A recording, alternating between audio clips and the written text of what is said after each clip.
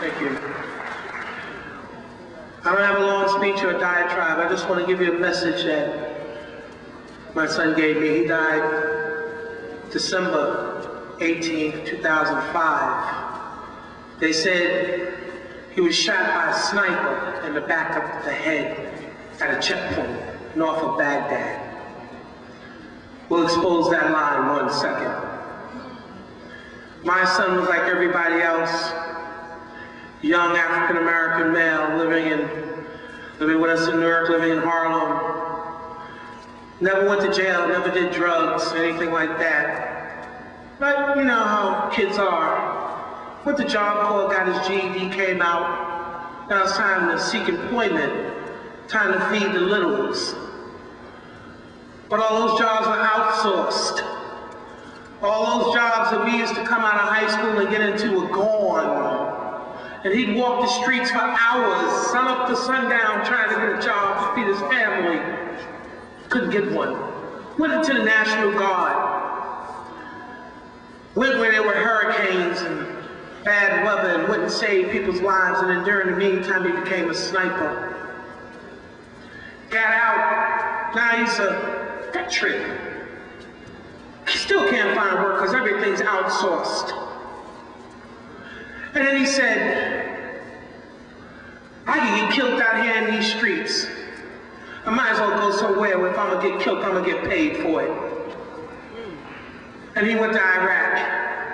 He didn't go because of 9/11. He didn't go because of some hokey doke. He went because to him it was a job. So he went. Got there September. Not even there 1 month, getting ready to go out on a exercise or one of their missions. Sergeant says to him, Floyd, stay here. These guys look up to you, they need you. I'll take this troop out, I'll take this battalion out this way, you take that crew out that way. He looked around and he said he looked at the guys there, they were 19, 18, 20. My stepson was 28 years old and he was the old head. He was the older one that they were looking up to. That's a damn shame. Sergeant goes out, never comes back. Improvised explosive device blows up underneath the tank and kills him. So what do? They promote my stepson to sergeant.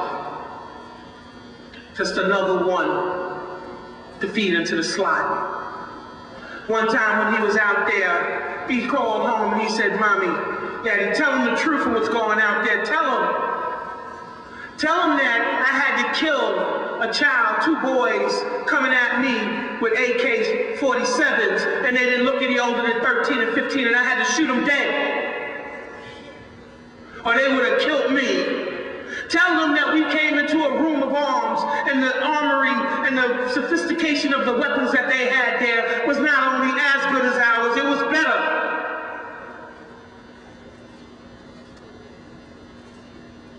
Tell them that what they're seeing on TV is not even 1/3 of the truth. So he goes out on a mission one time and they got these little warning bleepers.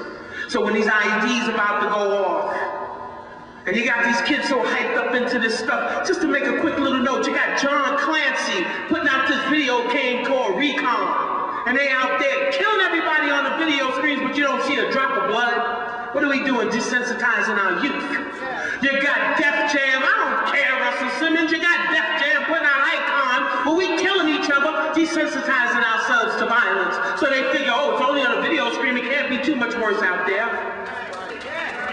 So what happened? The IED light comes on. My son takes his Humvee and hits it in reverse. No, but you got these little gun-ho people.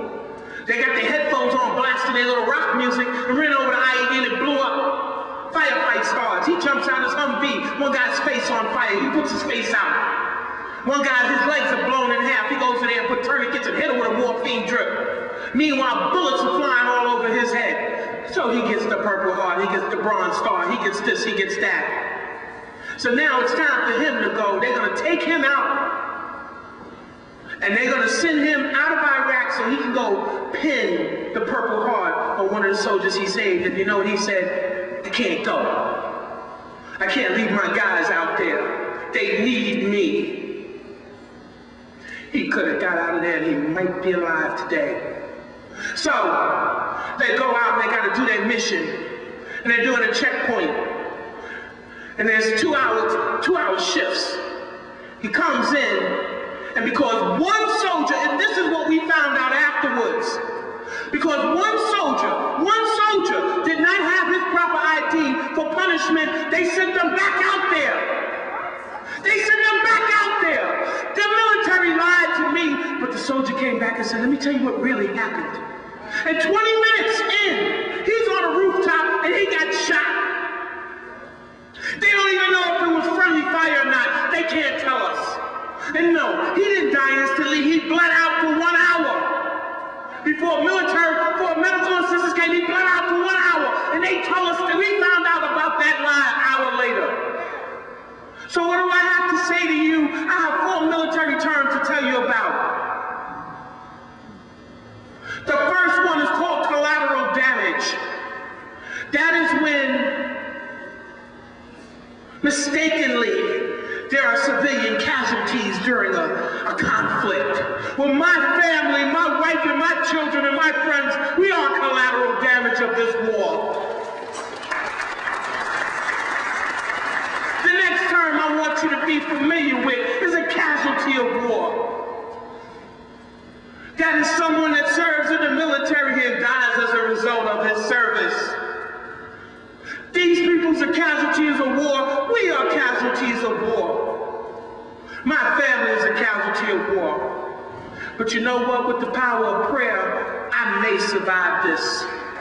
But there's 2 other terms that I got to tell you about that relate to you. And the first one is called MIA, Mission in Action. And that's what you're doing when you're not getting involved in this.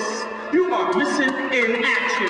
When they are putting up these recruiting stations in East Orange, and they're not putting them up in Montclair, when they put them in Newark, and they're not putting them in Roseland, you are missing in action. We are not burning it down.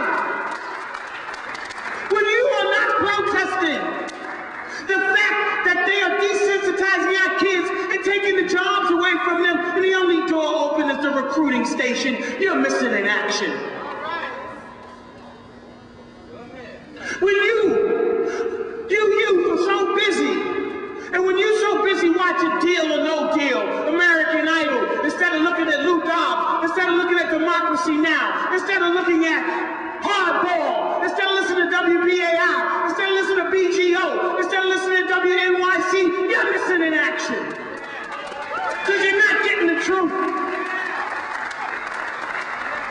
And the last one I have to tell you is when POWs, we are all prisoners of this war.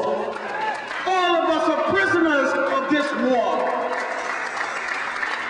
Because like the gentleman said before, if they took the money that they spending every day on this war and put it back in these communities, put it back in the education, then we wouldn't have 40 million illiterate adults in this country. 1 in 5 adults in this country are illiterate. 1 in 3 in Washington, D.C. They must all be in the Congress, in the White House. Stop being a prisoner of war. Stop being missing in action. And pray for me and my family. And pray for those that are over there. Because we are casualties of war. And I'm tired of being collateral damage. Thank you. Give James, Brother Kelly, come back. 1 second. Give him a hand, y'all. What was your son's name? Clarence Floyd. He is the 5th preacher over there on the bottom row, and the 2nd tier of our fallen. Clarence Floyd. Clarence Floyd. Let's remember Clarence Floyd.